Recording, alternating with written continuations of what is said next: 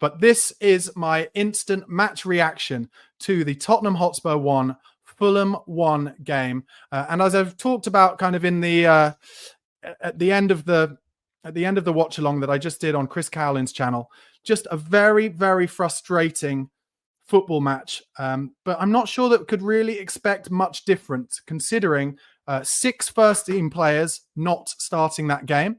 And Deki Kulusevski only on the bench, kind of rested, Solanke ill, and Fulham not having played in the week. We know from this season so far, we know it, that Tottenham have really struggled when it's come to playing on Sundays after playing on Thursdays, and they looked leggy. They looked leggy throughout this game. They looked second to most first and second balls. We didn't have hardly any touches in the opposition box, which is really what Tottenham under Ange Postecoglou are all about. And really, when we scored that goal, when we scored the goal, and it was a good goal by Brennan Johnson, I'll go into it, it was not deserved. That goal was not deserved as far as Tottenham were concerned.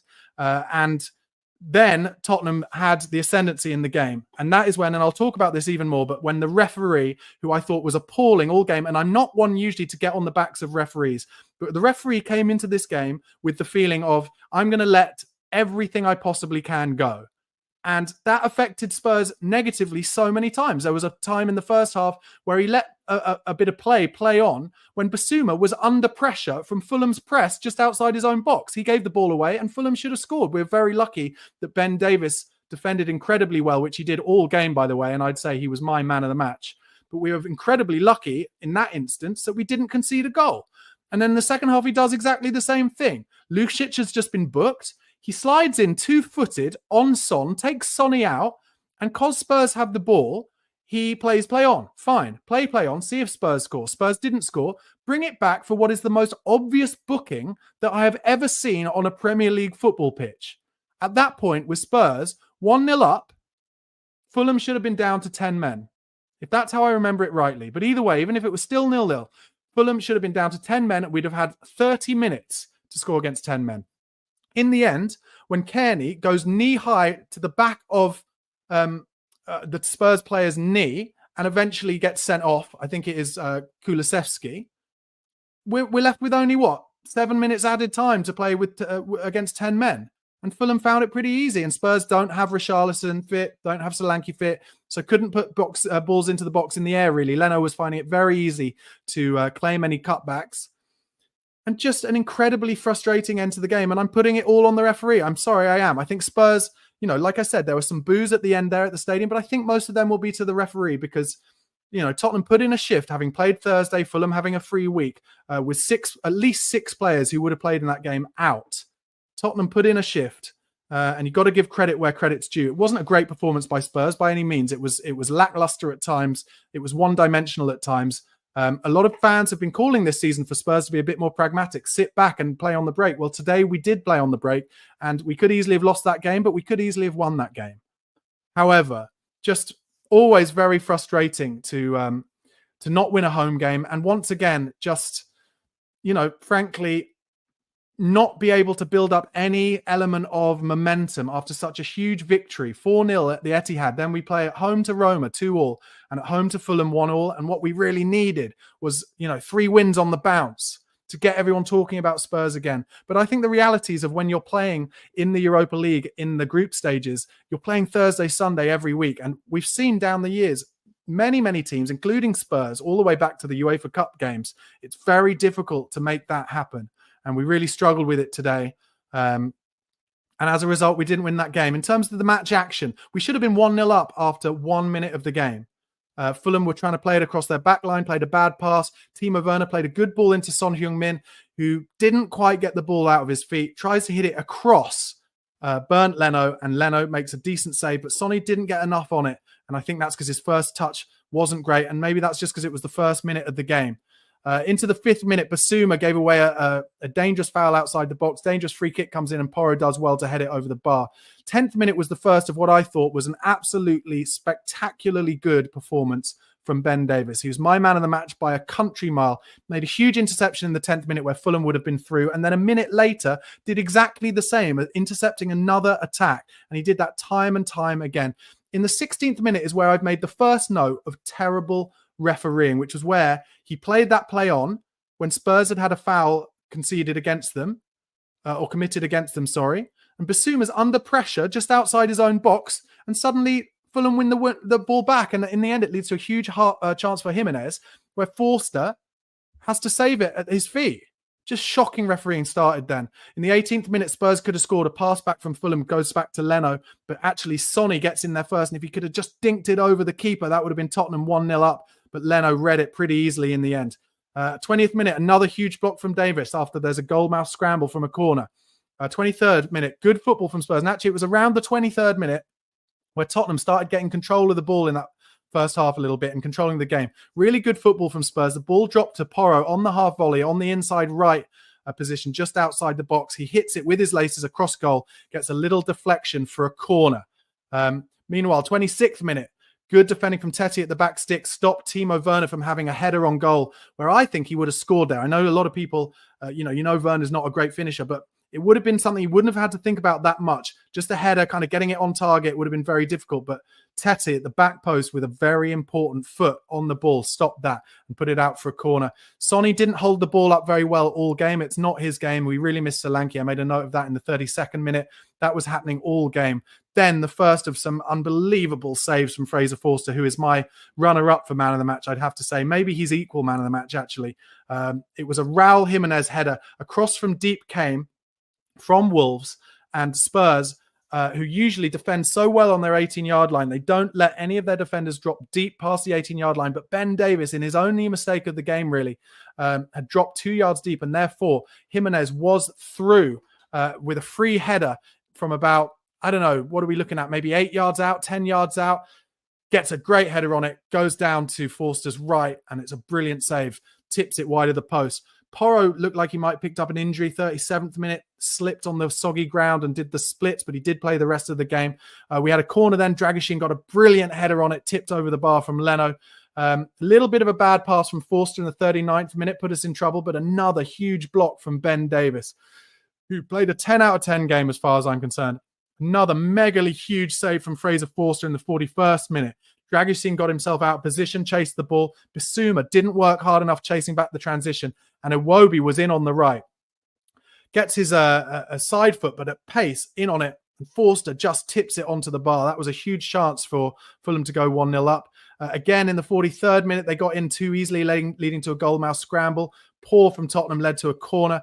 And then just the last kick of that first half, Spurs could have gone in 1-0 up as we won a free kick on the edge of the box. Werner was in on the left, should arguably have taken on his man down the left-hand side, but cut inside, won a free kick, perhaps pretty luckily. And then Fulham lined up the wall, last kick of the first half, and they didn't get the man there blocking the low shot. They didn't get the draft excluder, and Maddison went for it under the jumping wall, and just a tiny flick off the toe of the Fulham player made it hit the post and go wide. Into the second half, in the 49th minute, there was a free header, and I've written as ever at the back post for Spurs, who just do not defend their back post, and any team who plays Spurs knows that if they can cross it from one side of the box to the other, to the back post, there will be a chance at the back post. And Diop had a header at the back post saved at the near post by Forster in the 49th minute. They got another chance from a cutback very soon after, and the shot just came over the bar. So Fulham, who actually, I'm going to talk about this in more specifics, but Fulham in that first 10-15 minutes of the second half, absolutely dominating Spurs and should have taken the lead. Nelson was kind of taking the piss out Spurs. 51st minute, controlled the ball on the back, loving it at the Tottenham Hotspur Stadium, having previously played for Arsenal. He played really well, controlled the ball on his back. His cross found Iwobi, who did a spectacular shot, kind of not an overhead kick, but a shot on the turn with his back to goal, and that was saved again by Forster at the front stick.